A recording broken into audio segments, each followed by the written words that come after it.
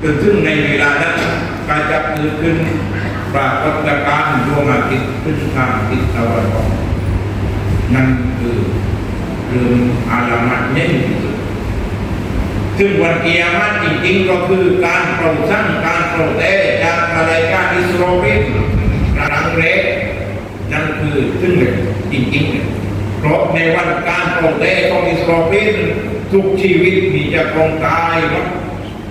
ไม่เลือกมาลาอิกะฮ์กำหนดนะครับไม่เลือกแม้แต่อะไรสักสิ่งหนึ่งเว้นแต่อัลลอฮฺซุบฮานะฮูวะตะอาลาในช่วงระยะ40 วันหลังจากนั้น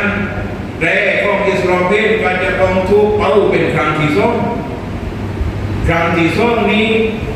บรรดาวิญญาณที่หลุดออกไปจากร่างไม่ว่าดูไหนต่อดูไหนจนถึงคนสุดท้ายนั้นก็จะต้องกลับไปสู่ร่างเดิมของเขาที่อยู่ถูกฝังในกูโบนั่นก็เลยทั้งโลกนี้ใครถูกฝังแค่นั้นก็ไม่พอว่าวิญญาณนั้นก็จะต้องกลับไปห้าร่าง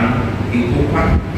ในกวิญญาณนั้นมันก็จะเข้าไปพอเข้าไปแสดงว่าทุกคนจะต้องตะเกียกตะกายจากกูโบที่ถูกฝัง